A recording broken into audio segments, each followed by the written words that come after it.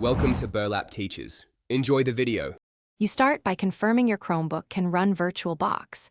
You need an x86-64 CPU and virtualization support.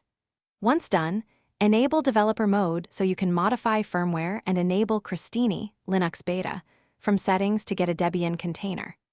Make sure to check virtualization flags using Chrome//system or open a Linux terminal and run lscpu. This tells you if VTX or AMDV is available. You do this first because without the right architecture and Linux enabled, the rest won't work. Once prerequisites are verified, you install a full Linux environment. Christini alone often lacks kernel modules VirtualBox needs.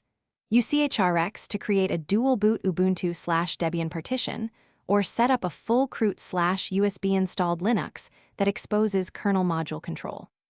After installation, update the system with sudo apt update and sudo apt upgrade so dependencies are current. You do this because VirtualBox requires kernel headers and module compilation access, which Christini containers normally cannot provide.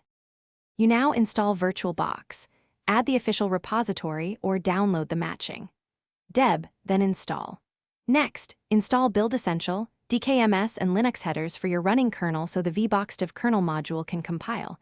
Run sudo /sbin/vboxconfig or sudo systemctl restart vboxdev to build modules. Create a VM in the VirtualBox GUI, assign CPU cores, RAM and storage, and set networking to NAT or bridged as needed. If the kernel module fails, reboot into developer firmware and rerun the module build. Thanks for watching. Consider subscribing if this video helped you.